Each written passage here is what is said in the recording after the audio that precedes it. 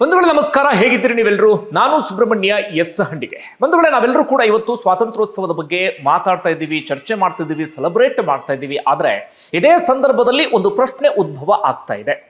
ನಮ್ಮಲ್ಲಿ ಅಂದ್ರೆ ನಮ್ಮ ನಡುವೆ ಇರುವಂತ ಅಥವಾ ನಮ್ಮ ಮನೆಯಲ್ಲಿ ಇರುವಂತ ಹೆಣ್ಣು ಮಕ್ಕಳಿಗೆ ನಿಜವಾಗ್ಲೂ ಸ್ವಾತಂತ್ರ್ಯ ಸಿಕ್ಕಿದೆಯಾ? ನಿರ್ಭೀತಿಯಿಂದ, ಮನಃಶಾಂತಿಯಿಂದ, ಯಾವುದೇ ಗೊಂದಲ ಇಲ್ಲದೆ ಆರಾಮಾಗಿ ಎಲ್ಲಿ ಬೇಕಾದ್ರೂ ಓಡಾಡಬಹುದು ಎನ್ನುವಂತ ಪರಿಸ್ಥಿತಿ ನಿರ್ಮಾಣ ಆಗಿದೆಯಾ? ಇಲ್ವೇ ಇಲ್ಲ. ಯಾಕಂದ್ರೆ ಎಲ್ಲಿವರೆಗೆ ಬಂದು ಬಿಟ್ಟಿದ್ದ ಪರಿಸ್ಥಿತಿ ಇಲ್ಲಿವರೆಗೆ ಅಂದ್ರೆ, ನಾವು ಈ ಹಿಂದೆ ಅಂದ್ಕೊಳ್ತಾ ಇದ್ವಿ ಈ ಜನವಸತಿ ಇರುವಂತಹ ಪ್ರದೇಶದಲ್ಲಿ ಅಥವಾ ಒಂದಷ್ಟು ಪ್ರದೇಶಗಳಲ್ಲಿ ಹೆಣ್ಣು ಮಕ್ಕಳ ಮೇಲೆ ಯಾವುದೇ ರೀತಿಯಲ್ಲೂ ಕೂಡ ದೌರ್ಜನ್ಯ ಆಗೋದಿಲ್ಲ, ಒಂದಷ್ಟು ಪ್ರದೇಶಗಳನ್ನ ಅತ್ಯಂತ ಸೇಫ್ ಅಂತ ನಾವೆಲ್ಲರೂ ಕೂಡ ಅಂದ್ಕೊಳ್ತಾ ಇದ್ವಿ. ಆದ್ರೆ ಈಗ ಕಾಲ ಎಲ್ಲಿವರೆಗೆ ಬಂದು ಬಿಟ್ಟಿದೆ ಅಂದ್ರೆ, ಆಸ್ಪತ್ರೆ ಒಳಗಡೆ ನುಗ್ಗಿ ಹೆಣ್ಣು ಮಕ್ಕಳನ್ನ ತಮಗೆ ಬೇಕಾದ ರೀತಿಯಲ್ಲಿ ಬಳಸಿಕೊಳ್ಳುವ ಹಂತಕ್ಕೆ ರಾಕ್ಷಸರು ಬಂದು ಬಿಟ್ಟಿದ್ದಾರೆ. ಬಂಧುಗಳೇ, ಈ ಮಾತನ್ನ ಹೇಳೋದಕ್ಕೆ ಕಾರಣ ಕೋಲ್ಕತ್ತಾದ ಆರ್ಜಿಕರ್ ಮೆಡಿಕಲ್ ಕಾಲೇಜು ಅಥವಾ ಹಾಸ್ಪಿಟಲ್ನ ಘಟನೆಗೆ ಸಂಬಂಧಪಟ್ಟ ಹಾಗೆ. ನೀವೆಲ್ಲರೂ ಕೂಡ ಆ ಘಟನೆಯ ವಿಚಾರವನ್ನ ಕೇಳಿರ್ತೀರಿ, ಒಂದಷ್ಟು ಜನ ಅದನ್ನ ಫಾಲೋಅಪ್ ಕೂಡ ಮಾಡ್ತಿರಬಹುದು. ರಾಷ್ಟ್ರ ಮಟ್ಟದಲ್ಲಿ ಮಾತ್ರ ಅಲ್ಲ, ಜಾಗತಿಕ ಮಟ್ಟದಲ್ಲಿ ಸದ್ಯ ಅತಿ ಹೆಚ್ಚು ಚರ್ಚೆ ಆಗ್ತಿರುವಂತಹ ಪ್ರಕರಣ ಅಂದ್ರೆ ಆರ್ಜಿಕಲ್ ಮೆಡಿಕಲ್ ಕಾಲೇಜಿನ ಪ್ರಕರಣ. ಬಂಧುಗಳೇ, ಕೋಲ್ಕತ್ತಾದಲ್ಲಿ ನಡೆದಿರುವಂತಹ ಘಟನೆ ನಾವಿವತ್ತು ಚರ್ಚೆ ಮಾಡ್ತಾ ಇದ್ದೀವಿ. ನಾಳೆ ನಮ್ಮ ಬುಡದಲ್ಲಿ ಅಥವಾ ನಮ್ಮ ಸುತ್ತಮುತ್ತಲೂ ಕೂಡ ಅಂತಹ ಘಟನೆ ನಡೆದರೂ ಅಚ್ಚರಿ ಇಲ್ಲ. ಈ ಕಾರಣಕ್ಕಾಗಿ ಅಂತಹ ವಿಚಾರಗಳನ್ನು ನಾವು ತಿಳ್ಕೊಳ್ಬೇಕು, ಅಂತಹ ವಿಚಾರಗಳ ಬಗ್ಗೆ ಜಾಗೃತಿಯನ್ನ ಮೂಡಿಸಬೇಕು, ಅಥವಾ ಅಂತಹ ವಿಚಾರಗಳ ಬಗ್ಗೆ ಹೆಚ್ಚು ಚರ್ಚೆಯನ್ನ ಮಾಡಬೇಕಾಗತ್ತೆ. ನಮ್ಮಲ್ಲಿ ನಡೆದಿಲ್ಲ ಅಂತಲ್ಲ, ನಮ್ಮಲ್ಲೂ ಕೂಡ ಅಂತಹ ಬೇಕಾದಷ್ಟು ಪ್ರಕರಣಗಳಿದೆ. ಉದಾಹರಣೆಗೆ ಧರ್ಮಸ್ಥಳದ ಸೌಜನ್ಯ ಪ್ರಕರಣ, ನ್ಯಾಯ ಸಿಗದೆ ಅದು ಎಷ್ಟು ವರ್ಷ ಆಯಿತು, ನಾವೆಲ್ಲರೂ ಕೂಡ ಈ ಕ್ಷಣಕ್ಕೂ ಚರ್ಚೆ ಮಾಡ್ತಾ ಇದ್ದೀವಿ. ಇದೀಗ ಕೋಲ್ಕತ್ತಾ ಪ್ರಕರಣಕ್ಕೆ ಸೀಮಿತ ಆಗಿ ಒಂದಷ್ಟು ವಿಚಾರವನ್ನ ನಿಮ್ಮ ಮುಂದೆ ಇಡ್ತಾ ಹೋಗ್ತೀನಿ. ನಾನು ಆಗ್ಲೇ ಹೇಳಿದ ಹಾಗೆ ಇದನ್ನ ನಾವೆಲ್ಲರೂ ಕೂಡ ತಿಳ್ಕೊಳ್ಳೇಬೇಕಾಗತ್ತೆ. ಬಂಧುಗಳೇ, ಈ ಪ್ರಕರಣದಲ್ಲಿ ಕೇವಲ ಹೆಣ್ಮಗಳಿಗೆ ಆದಂತ ಅನ್ಯಾಯ ಅಥವಾ ದೌರ್ಜನ್ಯಕ್ಕೆ ಸಂಬಂಧಪಟ್ಟ ಹಾಗೆ ಮಾತ್ರ ಚರ್ಚೆ ಅಲ್ಲ.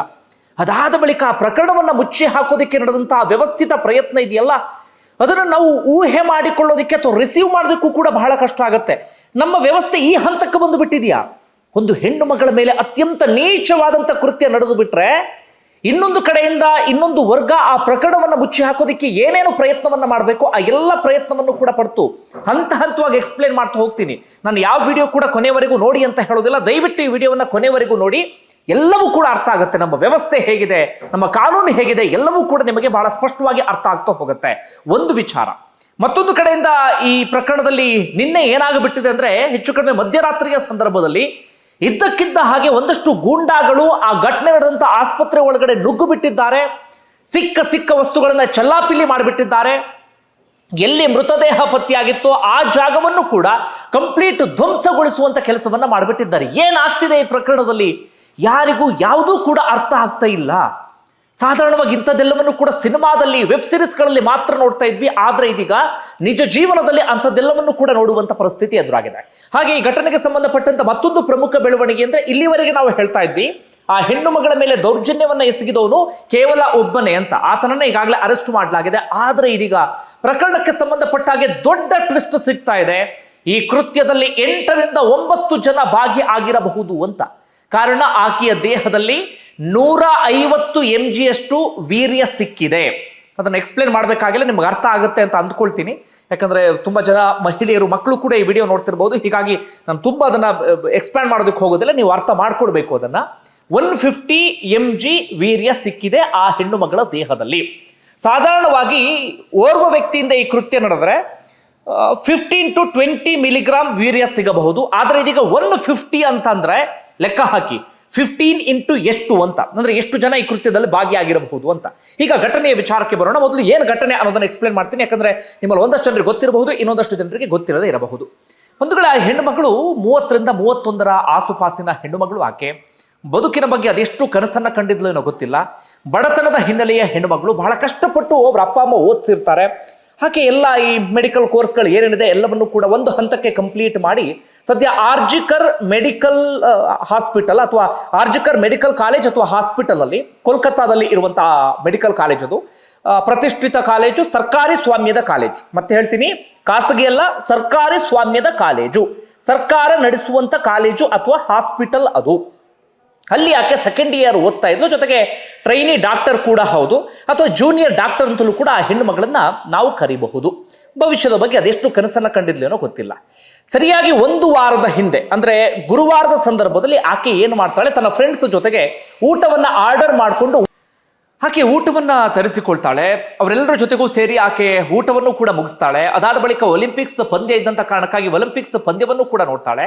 ಅದಾದ ಬಳಿಕ ಆಕೆ ಈ ಸೆಮಿನಾರ್ ಹಾಲ್ ಅಂತ ಕರಿತೀವಿ ಅಥವಾ ಮೆಡಿಕಲ್ ಕಾಲೇಜಿನಲ್ಲಿ ಒಂದು ಸಭಾಂಗಣ ಇರುತ್ತೆ, ಅಲ್ಲಿ ಫ್ರೆಶ್ ಏರ್ ಬರುತ್ತೆ ಎನ್ನುವ ಕಾರಣಕ್ಕಾಗಿ ತನ್ನ ಕೊಠಡಿಯನ್ನ ಬಿಟ್ಟು ಆ ಸೆಮಿನಾರ್ ಹಾಲ್ಗೆ ಆಕೆ ಬರ್ತಾಳೆ. ಜೊತೆಗೆ ಅತ್ಯಂತ ಸೇಫ್ ಪ್ಲೇಸ್ ಅನ್ನೋದು ಆಕೆ ಮನಸ್ಸಿನಲ್ಲಿ ಇದ್ದಂತ ವಿಚಾರ. ಯಾಕಂದ್ರೆ ಅಲ್ಲಿ ನರ್ಸ್ಗಳು ಓಡಾಡ್ತಾ ಇದ್ರು, ಪೇಷಂಟ್ಸ್ಗಳಿದ್ರು, ಬೇಕಾದಷ್ಟು ಜನ ಇದ್ರು. ಹೀಗಾಗಿ ತೀರಾ ಆತಂಕ ಪಡುವಂತ ವಾತಾವರಣ ಅಲ್ಲಿ ಇರಲಿಲ್ಲ. ಈ ಕಾರಣಕ್ಕಾಗಿ ಆಕೆಯಲ್ಲೇ ಓದ್ತಾ ಕುತ್ಕೊಂಡಿರ್ತಾಳೆ ಸೆಮಿನಾರ್ ಹಾಲ್ನಲ್ಲಿ. ಹಾಗೆ ಓದ್ತಾ ಆಕೆಯಲ್ಲೇ ನಿದ್ರೆಗೆ ಹೋಗಿ ಬಿಡ್ತಾಳೆ. ಹೆಚ್ಚು ಕಡಿಮೆ 3 ಗಂಟೆಯ ಸುಮಾರಿಗೆ ಆಕೆ ನಿದ್ರೆಗೆ ಜಾರಿ ಬಿಟ್ಟಿದ್ದಾಳೆ. ಹೀಗಿರುವಂತ ಸಂದರ್ಭದಲ್ಲೇ ಹೆಚ್ಚು ಕಡಿಮೆ 4 ಗಂಟೆಯ ಸುಮಾರಿಗೆ ಆಕೆಯ ಕೊಠಡಿಗೆ ಒಬ್ಬ ಎಂಟ್ರಿ ಕೊಟ್ಟಿದ್ದಾನೋ, 8ರಿಂದ 10 ಜನ ಎಂಟ್ರಿ ಕೊಟ್ಟಿದ್ದಾರೋ ಯಾವುದೂ ಕೂಡ ಗೊತ್ತಿಲ್ಲ. ಒಟ್ಟಾರೆಯಾಗಿ ಒಂದಷ್ಟು ಜನ ಎಂಟ್ರಿ ಕೊಟ್ಟಿದ್ದಾರೆ. ಸಿಸಿಟಿವಿ ಕ್ಯಾಮ್ರಾದಲ್ಲಿ ಒಬ್ಬ ಎಂಟ್ರಿ ಕೊಟ್ಟಿರೋದು ದಾಖಲಾಗಿದೆ. ಆದ್ರೆ ಇನ್ನೊಂದಷ್ಟು ಸಿಸಿಟಿವಿ ಫುಟೇಜಸ್ಗಳು ಡಿಲೀಟ್ ಆಗಿರುವಂತ ಕಾರಣಕ್ಕಾಗಿ ಕ್ಲಿಯರ್ ಪಿಕ್ಚರ್ ಸಿಗ್ತಾ ಇಲ್ಲ. ಒಟ್ಟಾರೆಗೆ ಎಷ್ಟು ಜನ ಎಂಟ್ರಿ ಕೊಟ್ಟರು ಕ್ಲಾರಿಟಿ ಇಲ್ಲ. ಒಟ್ಟಾರೆಗೆ ಯಾರೊಬ್ರು ಎಂಟ್ರಿ ಕೊಟ್ಟಿದ್ದಾರೆ, ಒಬ್ಬನು 10 ಜನರು ಎಂಟ್ರಿ ಕೊಟ್ಟಿದ್ದಾರೆ. ಹೆಚ್ಚು ಕಡಿಮೆ 4ರಿಂದ 5 ಗಂಟೆಯವರೆಗೆ 1 ಗಂಟೆಗಳ ಕಾಲ ಆಕೆಗೆ ಹಿಂಸಿಸಿದ್ದಾರೆ. ತಮಗೆ ಬೇಕಾದ ರೀತಿಯಲ್ಲಿ ಆಕೆಯನ್ನ ಬಳಸಿಕೊಂಡಿದ್ದಾರೆ. ಆದ್ರೆ ಈಗ ಬರ್ತಿರುವಂತ ಡೌಟ್ ಏನಪ್ಪಾ ಅಂದ್ರೆ ಮರಣೋತ್ತರ ಪರೀಕ್ಷೆ ವರದಿಯೆಲ್ಲವನ್ನು ಕೂಡ ಗಮನಿಸಿದಾಗ ಮೊದಲು ಆಕೆ ಮೇಲೆ ದೌರ್ಜನ್ಯಕ್ಕೆ ಪ್ರಯತ್ನ ಪಟ್ಟಂತ ಸಂದರ್ಭದಲ್ಲಿ ಆಕೆ ತೀವ್ರ ಪ್ರತಿರೋಧವನ್ನ ಒಡ್ಡಿದ್ದಾಳೆ. ಅದಾದ ಬಳಿಕ ಆಕೆಯ ಪ್ರಾಣವನ್ನ ತೆಗೆದು ಅದಾದ ಬಳಿಕ ದೌರ್ಜನ್ಯವನ್ನ ಎಸಗಿದ್ದಾರಂತೆ. ಎಂತಹ ರಾಕ್ಷಸರು, ಎಂತಹ ನೀಚ ಮನಸ್ಥಿತಿ ಅನ್ನೋದನ್ನ ಯೋಚನೆ ಮಾಡಿ. ಅಂದ್ರೆ ಮೊದಲು ಪ್ರಾಣವನ್ನ ತೆಗೆದು ಅದಾದ ಬಳಿಕ ಆಕೆಯ ಮೇಲೆ ದೌರ್ಜನ್ಯವನ್ನ ಎಸಗಿದ್ದಾರೆ. ಆ ಪದವನ್ನ ಬಳಸೋದಿಲ್ಲ, ಏನು ಅನ್ನೋದು ನೀವು ಅರ್ಥ ಮಾಡ್ಕೊಳ್ಳಿ. ಆ ರೀತಿಯಾಗಿ ಆಕೆ ಮೇಲೆ ದೌರ್ಜನ್ಯವನ್ನ ಎಸಗಿದ್ದಾರೆ. ಇಷ್ಟೆಲ್ಲ ಘಟನೆ ಆಗ ಹೋಗ್ಬಿಡ್ತು. ನಾನು ಎಕ್ಸ್ಪ್ಲೇನ್ ಮಾಡ್ತಾ ಹೋಗ್ತೀನಿ ಆಕೆ ದೇಹದಲ್ಲಿ ಯಾವ ರೀತಿ ಗಾಯ ಇತ್ತು, ಏನು ಇತ್ತು ಅಂತ ಆನಂತರ ಎಕ್ಸ್ಪ್ಲೇನ್ ಮಾಡ್ತಾ ಹೋಗ್ತೀನಿ. ಘಟನೆ ಆಯ್ತು. ಘಟನೆ ಆದ ಬಳಿಕ ಶುಕ್ರವಾರ ಬೆಳಿಗ್ಗೆ ಹೆಚ್ಚು ಕಡಿಮೆ 7 ಗಂಟೆಯ ಸುಮಾರಿಗೆ, ಗುರುವಾರ ರಾತ್ರಿ ಆಗಿತ್ತು ಅಥವಾ ಶುಕ್ರವಾರ ಮುಂಜಾನೆಯ ಸಂದರ್ಭದಲ್ಲಿ ನಡೆದಂತ ಘಟನೆ. ಶುಕ್ರವಾರ ಬೆಳಿಗ್ಗೆ 7 ಗಂಟೆಯ ಸುಮಾರಿಗೆ ಆಕೆಯ ದೇಹವನ್ನ ಒಂದಷ್ಟು ಜನ ನೋಡ್ತಾರೆ. ದೇಹವನ್ನ ನೋಡ್ತಾ ಇದ್ದ ಹಾಗೆ ಎಲ್ಲರ ಗಮನಕ್ಕೂ ಕೂಡ ತರ್ತಾರೆ. ತಕ್ಷಣಕ್ಕೆ ಪೊಲೀಸರು ಕೂಡ ಎಂಟ್ರಿ ಕೊಡ್ತಾರೆ. ಆಕೆಯ ದೇಹವನ್ನ ಮರಣೋತ್ತರ ಪರೀಕ್ಷೆಗಾಗಿ ಕಳುಹಿಸಿಕೊಡಲಾಗುತ್ತೆ. ಅದಾದ ಬಳಿಕ ಸಾಕಷ್ಟು ಚರ್ಚೆಯೆಲ್ಲವೂ ಕೂಡ ಶುರುವಾಗುತ್ತೆ. ಆರಂಭದಲ್ಲಿ ಸ್ಪ್ರೆಡ್ ಆದಂತ ಸಂಗತಿ ಅಂದ್ರೆ ಆಕೆಯ ಪ್ರಾಣವನ್ನ ಆಕೆ ಕಳ್ಕೊಂಡಿರಬಹುದು, ಖಿನ್ನತೆಗೆ ಜಾರಿರಬಹುದು, ಮೆಡಿಕಲ್ ವಿದ್ಯಾರ್ಥಿ ಆದಂತ ಕಾರಣಕ್ಕಾಗಿ ಬೇರೆ ರೀತಿಯಲ್ಲಿ ಸಮಸ್ಯೆ ಇರಬಹುದು. ಈ ರೀತಿಯಾಗಿ ಸ್ಪ್ರೆಡ್ ಮಾಡಲಾಯಿತು, ಉದ್ದೇಶಪೂರ್ವಕವಾಗಿ ಸ್ಪ್ರೆಡ್ ಮಾಡಲಾಯಿತು ಏನೋ ಗೊತ್ತಿಲ್ಲ. ಒಟ್ಟಾರೆಯಾಗಿ ಆ ರೀತಿಯಾಗೆಲ್ಲವೂ ಕೂಡ ಸ್ಪ್ರೆಡ್ ಆಯಿತು. ಮರಣೋತ್ತರ ಪರೀಕ್ಷೆ ನಡೆಯುತ್ತೆ, ವರದಿ ಬರುತ್ತೆ. ಆ ವರದಿಯನ್ನು ನೋಡಿ ಪ್ರತಿಯೊಬ್ಬರು ಕೂಡ ಬೆಚ್ಚಿ ಬೀಳುವ ರೀತಿಯಲ್ಲಿ ಇರುತ್ತೆ. ಆಕೆಯ ದೇಹದ ಮೇಲೆ ನಡೆದಂತ ದೌರ್ಜನ್ಯ ಇದೆಯಲ್ಲ, ಅದನ್ನು ಎಕ್ಸ್ಪ್ಲೇನ್ ಮಾಡೋದು ಕೂಡ ಬಹಳ ಕಷ್ಟ ಆಗುತ್ತೆ. ಆಕೆಯ ಕಣ್ಣಿನಲ್ಲಿ ಗಾಯ, ಆಕೆಯ ತುಟಿಯಲ್ಲಿ ಗಾಯ, ಆಕೆಯ ಕುತ್ತಿಗೆಯನ್ನು ಒಂದು ಭಾಗ ತಿರುಚಿ ಬಿಡಲಾಗಿತ್ತು. ಆಕೆಯ ಕೈಯು, ಕಾಲು, ದೇಹದ ಬೇರೆ ಬೇರೆ ಭಾಗಗಳಲ್ಲಿ ವಿಪರೀತವಾದಂಥ ಗಾಯ ಆಗಿತ್ತು. 1 ಗಂಟೆಗಳ ಕಾಲ ಆಕೆಗೆ ಹಿಂಸೆ ಕೊಟ್ಟಿದ್ದಾರೆ ಎನ್ನುವಂಥ ಸಂಗತಿಯೂ ಕೂಡ ಬಯಲಾಯಿತು. ಆರಂಭದಲ್ಲಿ ಒಬ್ಬ ವ್ಯಕ್ತಿ ಮಾತ್ರ ಎರಗಿದ್ದಾನೆ ಎನ್ನುವ ರೀತಿಯಲ್ಲಿ ಒಂದಷ್ಟು ಸುದ್ದಿ ಇತ್ತು. ಆದರೆ ಈಗ ಆ ಮರಣೋತ್ತರ ಪರೀಕ್ಷೆಯ ವರದಿಯಲ್ಲಿ ಸಿಕ್ಕಿರುವಂತ ವಿಚಾರ ಏನಪ್ಪಾ ಅಂದ್ರೆ ಆಕೆಯ ದೇಹದಲ್ಲಿ 150 ಮಿಲಿಗ್ರಾಂ mg ವೀರ್ಯ ಸಿಕ್ಕಿದೆ ಅಂತೆ. ಹೀಗಾಗಿ 150 ಮಿಲಿಗ್ರಾಂ ಅಂದ್ರೆ ಕನಿಷ್ಠ 8ರಿಂದ 9 ಮಂದಿ ಆಕೆಯನ್ನ ಬಳಸಿಕೊಂಡಿರಬಹುದು ಅನ್ನೋದು ಒಂದು. ಮತ್ತೊಂದು, ಆಕೆಯ ದೇಹದ ಮೇಲೆ ನೋಡ್ತಿರುವಂತ ಗಾಯವನ್ನ ಗಮನಿಸ್ತಾ ಇದ್ರೆ ಆ ಎಲ್ಲ ಅನುಮಾನವೂ ಕೂಡ ಮೂಡ್ತಾ ಇದೆ. ಇಷ್ಟೆಲ್ಲ ಘಟನೆ ನಡೆದಂತ ವಿಚಾರ. ಅದಾದ ಬಳಿಕ ಒಂದಷ್ಟು ಬೆಳವಣಿಗೆ ಎಲ್ಲವೂ ಕೂಡ ಆಯ್ತು. ಅದಾದ ಬಳಿಕ ಎಲ್ಲ ಕಡೆಗಳಲ್ಲೂ ಕೂಡ ಪ್ರತಿಭಟನೆ ಬಹಳ ಜೋರಾಗೋದಕ್ಕೆ ಶುರುವಾಗುತ್ತೆ. ಇವತ್ತು ಪ್ರತಿಭಟನೆ ಇಡೀ ದೇಶಾದ್ಯಂತ ವ್ಯಾಪಕವಾಗಿ ಸ್ಪ್ರೆಡ್ ಆಗಿಬಿಟ್ಟಿದೆ. ಜನ ಬಹಳ ಗಟ್ಟಿಯಾಗಿ ಧ್ವನಿ ರೈಸ್ ಮಾಡೋದಕ್ಕೆ ಶುರು ಮಾಡ್ಕೊಂಡು ಬಿಟ್ಟಿದ್ದಾರೆ. ಆದ್ರೆ ಈ ಪ್ರಕರಣದಲ್ಲಿ ಈ ವ್ಯವಸ್ಥೆ ಹೇಗಿದೆ ಅನ್ನೋದು ನಮಗೆ ಸಾರಿ ಸಾರಿ ಹೇಳ್ತಾ ಇದೆ. ಅಂದ್ರೆ ಪ್ರಕರಣವನ್ನು ಹೇಗೆ ತಿರುಚುವಂತ ಪ್ರಯತ್ನವನ್ನ ಮಾಡಲಾಯಿತು ಗೊತ್ತಾ. ಇಲ್ಲಿ ಮೊದಲು ಆಕೆ ತನ್ನ ಪ್ರಾಣವನ್ನ ತಾನೇ ಕಳ್ಕೊಂಡಿದ್ದಾಳೆ ಅಂತ ಉದ್ದೇಶಪೂರ್ವಕವಾಗಿ ಎಲ್ಲ ಕಡೆಗಳಲ್ಲೂ ಕೂಡ ಸ್ಪ್ರೆಡ್ ಮಾಡಲಾಯಿತು. ಎರಡನೇ ವಿಚಾರ, ಆಕೆಯ ಪೋಷಕರು, ತಂದೆ ತಾಯಿ ಮಗಳ ಶವವನ್ನ ನೋಡಬೇಕು ಅಂತ ಬಂದ್ರೆ 3ರಿಂದ 4 ಗಂಟೆಗಳ ಕಾಲ ನೋಡೋದಕ್ಕೆ ಅವಕಾಶವನ್ನ ಮಾಡಿಕೊಟ್ಟಿಲ್ಲ. ಸಿಸಿಟಿವಿ ಫುಟೇಜಸ್ ಅನ್ನ ಅಳಿಸಿ ಹಾಕುವಂತ ಪ್ರಯತ್ನ ಈ ಪ್ರಕರಣದಲ್ಲಿ ನಡೆದು ಹೋಗಿಬಿಡ್ತು. ಅದಾದ ಬಳಿಕ ಪ್ರಾಂಶುಪಾಲರು ರಾಜೀನಾಮೆಯನ್ನ ಕೊಟ್ಟರಲ್ಲ, ರಾಜೀನಾಮೆಯ ನಾಟಕ ಅಂತ ಅನಿಸ್ತಾ ಇದೆ. ಕಾರಣ ಪ್ರಾಂಶುಪಾಲರು ರಾಜೀನಾಮೆ ಕೊಟ್ಟು ಕೆಲವೇ ಗಂಟೆಗಳಲ್ಲಿ ಬೇರೆ ಒಂದು ಕಾಲೇಜಿಗೆ ಅವ್ರನ್ನ ನೇಮಕ ಮಾಡಲಾಗಿದೆ. ಅಂದ್ರೆ ಅವರು ಯಾವ ರೀತಿ ಜವಾಬ್ದಾರಿಯನ್ನು ಹೊತ್ಕೊಂಡಂಗೆ ಆಯ್ತು ಇಲ್ಲಿ ಇರುವಂತಹ ಪ್ರಶ್ನೆ. ಮತ್ತೊಂದು, ಆ ಘಟನೆ ನಡೀತಲ್ಲ, ಕೃತ್ಯ ನಡೀತಲ್ಲ, ಆ ಕೃತ್ಯ ನಡೆದಂತ ಜಾಗವನ್ನ ಅದು ಪ್ರಮುಖ ಸಾಕ್ಷಿ ಆಗುತ್ತೆ. ಎಲ್ರಿಗೂ ಇರುವಂತ ಬೇಸಿಕ್ ನಾಲೆಡ್ಜ್ ಅದು. ಆದ್ರೆ ರಿನೋವೇಷನ್ ಮಾಡ್ತೀವಿ ಅಂತ ನೆಪವನ್ನ ಹೇಳಿ ಆ ಗೋಡೆಯನ್ನೇ ಉರುಳಿಸುವಂತ ಕೆಲಸವನ್ನ ಮಾಡಲಾಯಿತು. ಇಷ್ಟೆಲ್ಲವೂ ಕೂಡ ಇನ್ನೂ ಪ್ರಕರಣವನ್ನ ಬೇರೆ ಬೇರೆ ರೀತಿಯಲ್ಲಿ ತಿರುಚೋದಕ್ಕೆ ಬೇರೆ ಬೇರೆ ರೀತಿಯಂತ ಪ್ರಯತ್ನ ಎಲ್ಲವೂ ಕೂಡ ನೋಡ್ದು ಹೋಗ್ಬಿಡ್ತು. ಆದ್ರೆ ಇದು ಯಾರಿಗೂ ಕೂಡ ಅರ್ಥ ಆಗದಂತಹ ಸಂಗತಿ. ಅಂದ್ರೆ ಪ್ರಕರಣವನ್ನ ತಿರುಚುವಂತ ಪ್ರಯತ್ನ ಯಾಕೆ? ಯಾರಾದ್ರೂ ಪ್ರಭಾವಿಗಳು ಅದರಲ್ಲಿ ಭಾಗಿಯಾಗಿದ್ದಾರಾ? ಅಥವಾ ಸರ್ಕಾರಕ್ಕೆ ಕೆಟ್ಟ ಹೆಸರು ಬರುತ್ತೆ ಎನ್ನುವಂತ ಕಾರಣಕ್ಕಾಗಿಯಾ? ಅಥವಾ ಆರ್ಜಿಕರ್ ಮೆಡಿಕಲ್ ಕಾಲೇಜಿಗೆ ಏನಾದ್ರೂ ಕೆಟ್ಟ ಹೆಸರು ಬರುತ್ತೆ ಎನ್ನುವಂತ ಕಾರಣಕ್ಕಾಗಿಯಾ? ಆ ಹೆಣ್ಣು ಮಗಳಕ್ಕಿಂತ ಅಥವಾ ಹೆಣ್ಣು ಮಗಳ ಮೇಲೆ ನಡೆದಂತ ದೌರ್ಜನ್ಯಕ್ಕಿಂತ ನಿಮಗೆ ಒಳ್ಳೆಯ ಹೆಸರು, ಕಾಲೇಜಿಗೆ ಗುಡ್ ವಿಲ್, ನಿಮ್ಮ ರಾಜ್ಯಕ್ಕೆ ಗುಡ್ ವಿಲ್ ಅದೇ ಮುಖ್ಯವಾಯ್ತಾ? ಎಲ್ಲ ಪ್ರಶ್ನೆಯೂ ಕೂಡ ಇಲ್ಲಿ ಮುಖ್ಯ ಆಗತ್ತೆ. ರಾಜ್ಯದ ಮುಖ್ಯಮಂತ್ರಿ ಯಾರು? ಮಮತಾ ಬ್ಯಾನರ್ಜಿ, ಓರ್ವ ಹೆಣ್ಣು ಮಗಳು, ಯಾವಾಗಲೂ ಗಟ್ಟಿ ಧ್ವನಿಯಲ್ಲಿ ಆಕ್ರೋಶವನ್ನು ಹೊರಹಾಕುವಂತ ಹೆಣ್ಣು ಮಗಳು. ಆದ್ರೆ ಇನ್ನೋರ್ವ ಹೆಣ್ಣು ಮಗಳಿಗೆ ಇಂತಹ ದೌರ್ಜನ್ಯ ಆದ್ರೂ ಕೂಡ ಮಮತಾ ಬ್ಯಾನರ್ಜಿ ಕಣ್ಣು ಮುಚ್ಚಿ ಕುಳಿತುಕೊಳ್ತಾರೆ ಅಂದ್ರೆ ಏನು ಹೇಳಬೇಕು ಹೇಳಿ? ಇದು ನಮ್ಮ ವ್ಯವಸ್ಥೆ. ಈ ರೀತಿಯಾಗಿ ಪ್ರಕರಣವನ್ನ ತಿರುಚುವಂತ ಪ್ರಯತ್ನ ಎಲ್ಲವೂ ಕೂಡ ಆಗಬಿಡ್ತು. ಪೋಷಕರು ವಿಚಾರಕ್ಕೆ ಸಂಬಂಧಪಟ್ಟ ಹಾಗೆ ವಾಯ್ಸ್ ರೈಸ್ ಮಾಡಿದ್ರು, ಪ್ರತಿಭಟನೆ ಎಲ್ಲವೂ ಕೂಡ ಶುರುವಾಯಿತು. ಅಂತಿಮವಾಗಿ ವಿಚಾರ ಕೋರ್ಟ್ ಮೆಟ್ಟಿಲೇರುತ್ತೆ. ಹೈಕೋರ್ಟ್ ಕೂಡ ತೀವ್ರ ಅಸಮಾಧಾನವನ್ನು ವ್ಯಕ್ತಪಡಿಸುತ್ತೆ ಪೊಲೀಸರ ಕ್ರಮಕ್ಕೆ ಸಂಬಂಧಪಟ್ಟ ಹಾಗೆ. ಈ ಕಾರಣಕ್ಕಾಗಿ ಇದೀಗ ಪ್ರಕರಣವನ್ನ ಸಿಬಿಐಗೆ ವಹಿಸಲಾಗಿದೆ. ಸಿಬಿಐ ಕೂಡ ಎಂಟ್ರಿ ಕೊಟ್ಟಿದೆ, ತನಿಖೆ ಎಲ್ಲವೂ ಕೂಡ ಆರಂಭ ಆಗಿದೆ. ಇದೆಲ್ಲ ನಡೆಯುವಂತ ಹಂತದಲ್ಲಿ ನಿನ್ನೆ ಏನಾಯ್ತು ಅಂದ್ರೆ, ನಿರಂತರವಾಗಿ ಆರ್ಜಿಕರ್ ಮೆಡಿಕಲ್ ಕಾಲೇಜಿನ ಹತ್ರ ಪ್ರತಿಭಟನೆ ನಡೀತಾ ಇದೆ.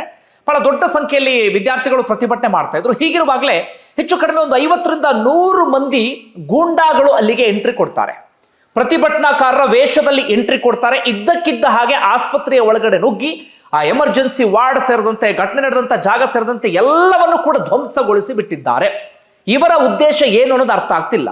ಅಂದ್ರೆ ಆ ಪ್ರದೇಶದಲ್ಲಿರುವಂತ ಸಾಕ್ಷಿಯನ್ನ ನಾಶ ಮಾಡೋದಾ, ಅಥವಾ ಪ್ರತಿಭಟನೆಯ ದಿಕ್ಕನ್ನು ತಪ್ಪಿಸೋದಾ, ಅಥವಾ ಪ್ರತಿಭಟನಾಕಾರಿ ಕೆಟ್ಟ ಹೆಸರನ್ನ ಮಾಡಬೇಕು ಅನ್ನುವಂಥ ಉದ್ದೇಶವ? ಈಗಾಗಲೇ ಪೊಲೀಸ್ ಕಮಿಷನರ್ ಕೂಡ ಬಹಳ ಆಕ್ರೋಶವನ್ನ ಹೊರಹಾಕ್ತಿದ್ರು. ಇದನ್ನ ನಾವು ಸಹಿಸೋದಿಲ್ಲ, ಈ ರೀತಿ ಪ್ರತಿಭಟನೆ ಸರಿಯಲ್ಲ ಅಂತ ಹೇಳಿ. ಅಂದ್ರೆ ಪ್ರತಿಭಟನೆ ಶಾಂತಿಯುತವಾಗಿ ನಡೀತಾ ಇತ್ತು. ಆದ್ರೆ ಉದ್ದೇಶಪೂರ್ವಕವಾಗಿ ಒಂದಷ್ಟು ಜನರನ್ನ ಕಳಿಸಿ ಆ ಪ್ರತಿಭಟನೆಯ ದಿಕ್ಕನ್ನ ತಪ್ಪಿಸುವಂತ ಪ್ರಯತ್ನ ಎಲ್ಲ ನಡೆಸಲಾಗಿದೆ. ಸಾಧಾರಣವಾಗಿ ಇಂಥದ್ದೆಲ್ಲವನ್ನು ಕೂಡ ಸಿನಿಮಾದಲ್ಲಿ ನೋಡ್ತಾ ಇದ್ವಿ, ಆದ್ರೆ ಇದೀಗ ನಿಜ ಜೀವನದಲ್ಲಿ ನೋಡುವಂತ ಪರಿಸ್ಥಿತಿ ಎದುರಾಗಿದೆ. ಇದೆಲ್ಲ ಒಂದು ಕಡೆ. ಹಾಗಾದ್ರೆ ಆರೋಪಿಗಳನ್ನ ಬಂಧಿಸಿಲ್ವಾ? ಓರ್ವನನ್ನ ಬಂಧಿಸಿದ್ದಾರೆ. ಆತನ ಹೆಸರು ಸಂಜಯ್ ರಾಯ್ ಅಂತ ಹೇಳಿ. ಈಗಾಗಲೇ ಒಂದು 4 ಮದುವೆ ಆಗಿದ್ದಂತೆ, ಎಲ್ಲರಿಂದಲೂ ಕೂಡ ದೂರ ಆಗಿಬಿಟ್ಟಿದ್ದಾನೆ. 4ನೇ ಪತ್ನಿಯನ್ನು ಕ್ಯಾನ್ಸರ್ ಇಂದ ಸಾವನ್ನಪ್ಪಿಟ್ಟಿದ್ದಾರೆ. ಪತ್ನಿಯರಿಗೂ ಕೂಡ ಹಿಂಸೆಯನ್ನ ಕೊಡ್ತಿದ್ದಂತೆ ಆತ. ಜೊತೆಗೆ ತನ್ನ ಗಾಡಿಯಲ್ಲಿ ಪೊಲೀಸ್ ಅಂತ ಒಂದು ಸ್ಟಿಕ್ಕರ್ ಅನ್ನ ಹಾಕಿದ್ದ. ಈ ಪೊಲೀಸರಿಗೆ ಸ್ವಯಂ ಸೇವಕನಾಗಿ ಕೆಲಸವನ್ನ ಮಾಡ್ತಾ ಇದ್ದ. ಆ ಮೆಡಿಕಲ್ ಕಾಲೇಜಿನ ಔಟ್ ಪೋಸ್ಟ್ ನಲ್ಲಿ ಆತ ಕೆಲಸವನ್ನ ಮಾಡ್ತಿದ್ದಂಥವನು. ಆಸ್ಪತ್ರೆಗೂ ಎಂಟ್ರಿ ಕೊಡ್ತಾ ಇದ್ದ. ಜೊತೆಗೆ ಆಸ್ಪತ್ರೆಯಲ್ಲಿ ರೋಗಿಗಳಿಗೆ ಸಹಾಯ ಮಾಡೋದು, ಅಥವಾ ಅಲ್ಲಿ ಏನಾದ್ರೂ ಬೆಡ್ ಇಲ್ಲ ಅಂದಾಗ ಬೇರೆ ಕಡೆಗೆ ರೆಕಮೆಂಡ್ ಮಾಡಿ ದುಡ್ಡು ತಗೊಳ್ಳೋದು ರೋಗಿಗಳಿಂದ, ಇಂಥದ್ದೆಲ್ಲವನ್ನು ಕೂಡ ಮಾಡ್ತಾ ಇದ್ದ. ಆಲ್ಮೋಸ್ಟ್ ಎಲ್ರಿಗೂ ಕೂಡ ಪರಿಚಿತನಾಗ್ಬಿಟ್ಟಿದ್ದ. ಜೊತೆಗೆ ಆಸ್ಪತ್ರೆಯಲ್ಲಿ ಇರೋರೆಲ್ಲರೂ ಕೂಡ ಆತನನ್ನ ಪೊಲೀಸ್ ಅಂತಾನೆ ಅಂದ್ಕೊಂಡಿದ್ರಂತೆ. ಜೊತೆಗೆ ಆತನ ಫೋನ್ನಲ್ಲೂ ಕೂಡ ಒಂದಷ್ಟು ಅಶ್ಲೀಲ ವಿಡಿಯೋಗಳು ಕೂಡ ಪತ್ತೆಯಾಗಿದ್ದಾವೆ. ಹೀಗಾಗಿ ಆತನೇ ಈ ಕೃತ್ಯವನ್ನು ಎಸಗಿರಬಹುದು ಅಂತ ಸದ್ಯಕ್ಕೆ ಅನುಮಾನ ವ್ಯಕ್ತಪಡಿಸಲಾಗ್ತಾ ಇದೆ. ಜೊತೆಗೆ ಆತನು ಕೂಡ ಈಗಾಗಲೇ ನಾನೇ ಕೃತ್ಯ ಎಸಗಿದ್ದು ಅಂತ ಒಪ್ಕೊಂಡಿದ್ದಾನೆ. ಜೊತೆಗೆ ಆತ ಹೇಳ್ತಿದ್ದಾನೆ, ನನ್ನನ್ನು ಗಲ್ಲು ಶಿಕ್ಷೆ ಹಾಕಿಬಿಡಿ, ಗಲ್ಲು ಶಿಕ್ಷೆ ವಿಧಿಸ್ಬಿಡಿ ಅಂತ ಆತನಾಗೆ ಕೇಳ್ಕೊಳ್ತಿದ್ದಾನೆ. ಇದು ಕೂಡ ಸಾಕಷ್ಟು ಅನುಮಾನಕ್ಕೆ ಇದೀಗ ಕಾರಣ ಆಗ್ತಾ ಇದೆ. ಒಂದು ವಿಚಾರ. ಮತ್ತೊಂದು ಕಡೆಯಿಂದ CCTV ಫುಟೇಜ್ ನಲ್ಲೂ ಕೂಡ ಆತ ಎಂಟ್ರಿ ಕೊಟ್ಟಿದ್ದು, ಎಕ್ಸಿಟ್ ಆಗಿದೆ, ಅದೆಲ್ಲವೂ ಕೂಡ ರೆಕಾರ್ಡ್ ಆಗಿದೆ. ಆದ್ರೆ ಇನ್ನೊಂದಷ್ಟು CCTV ಫುಟೇಜ್ ಅನ್ನ ಅಳಿಸಿ ಹಾಕಿದ್ದಾರಂತೆ. ಹೀಗಾಗಿ ಆತ ಒಬ್ಬನೇ ಇದ್ನ ಅಥವಾ ಇನ್ನಷ್ಟು ಜನರಿದ್ರ, ಅದು ಯಾವುದಕ್ಕೆ ಸಂಬಂಧಪಟ್ಟಾಗಿಯೂ ಕೂಡ ಕ್ಲಾರಿಟಿ ಸಿಗ್ತಾ ಇಲ್ಲ. ಅಥವಾ ಇನ್ಯಾರನ್ನೋ ಬಚಾವ್ ಮಾಡೋದಕ್ಕೆ ಕೇವಲ ಈತನನ್ನ ಮಾತ್ರ ಬಿಂಬಿಸುವಂತ ಪ್ರಯತ್ನ ಆಗ್ತಿದ್ಯಾ? ಯಾವುದು ಕೂಡ ಗೊತ್ತಾಗ್ತಿಲ್ಲ. ಒಟ್ಟಾರೆಯಾಗಿ ಇದು ಘಟನೆ ಆದಂತಹ ವಿಚಾರ. ಈಗ ಸಿಬಿಐ ಎಂಟ್ರಿ ಕೊಟ್ಟಿದೆ. ಕೇವಲ ಪಶ್ಚಿಮ ಬಂಗಾಳದಲ್ಲಿ ಮಾತ್ರ ಇಡೀ ದೇಶಾದ್ಯಂತ ಪ್ರತಿಭಟನೆ ನಡೀತಾ ಇದೆ. ಪ್ರಕರಣಕ್ಕೆ ಸಂಬಂಧಪಟ್ಟ ಹಾಗೆ ಸಾಕಷ್ಟು ಅನುಮಾನ ಮೂಡ್ತಾ ಇದೆ. ತಿರುಚುವಂತ ಪ್ರಯತ್ನ ನಡೀತಿದೆ ಎನ್ನುವಂತ ಆ ದಟ್ಟ ಅನುಮಾನ ಇದೆ. ಯಾರಾದ್ರೂ ಪ್ರಭಾವಿಗಳು ಭಾಗಿಯಾಗಿದ್ದಾರೆ, ಯಾವ ಕಾರಣಕ್ಕಾಗಿ ಮುಚ್ಚಿ ಹಾಕುವಂತ ಪ್ರಯತ್ನ ನಡೀತಿದೆ, ಇದೆಲ್ಲವೂ ಕೂಡ ಇದೀಗ ಹೊರಗಡೆ ಬರಬೇಕಾಗಿದೆ. ಪ್ರಕರಣವನ್ನ ಆದಷ್ಟು ಜೀವಂತವಾಗಿರಿಸುವಂತ ಪ್ರಯತ್ನ ನಡಿಬೇಕು. ಸದ್ಯ ರಾಷ್ಟ್ರೀಯ ಮಾಧ್ಯಮಗಳಲ್ಲಿ ನಿರಂತರವಾಗಿ ಸುದ್ದಿ ಪ್ರಸಾರ ಆಗ್ತಾ ಇದೆ. ಒಂದು ವಿಚಾರದಲ್ಲಿ ಎಲ್ಲರೂ ಕೂಡ ಮೌನವಾಗಿದ್ರೆ ಇಂತಹ ಘಟನೆಗಳು ಇನ್ನಷ್ಟು ಜಾಸ್ತಿ ಆಗೋದಕ್ಕೆ ಶುರುವಾಗುತ್ತೆ. ಒಟ್ಟಾರೆಯಾಗಿ ಈಗಿನ ಶಾಕಿಂಗ್ ವಿಚಾರ ಅಂದ್ರೆ, ಆರಂಭದಲ್ಲಿ ಒಬ್ಬ ಅಂದ್ಕೊಂಡಿದ್ವಿ, ಇದಕ್ಕೆ 8ರಿಂದ 10 ಜನ ಅಂತ ಅನುಮಾನ ಮೂಡ್ತಾ ಇದೆ. ಒಟ್ಟಾರೆಯಾಗಿ ನಾನು ಕನ್ಕ್ಲೂಷನ್ ಬರೋದನ್ನಪ್ಪ ಅಂದ್ರೆ, ಇಂತಹ ಘಟನೆಯನ್ನ ನೋಡಿದಾಗ ನಿಜವಾಗ್ಲೂ ಸ್ವಾತಂತ್ರ್ಯ ಸಿಕ್ಕಿದ್ಯಾ ಎನ್ನುವಂತ ಪ್ರಶ್ನೆ ನಮಗೆ ನಾವು ಕೇಳಿಕೊಳ್ಳಬೇಕಾಗತ್ತೆ. ಬಂಧುಗಳು, ಏನಂತೀರಿ? ಕಮೆಂಟ್ ಬಾಕ್ಸ್ ಅಲ್ಲಿ ಮೆನ್ಷನ್ ಮಾಡಿ. ಧನ್ಯವಾದ ವಿಡಿಯೋ ನೋಡಿದ್ದಕ್ಕಾಗಿ.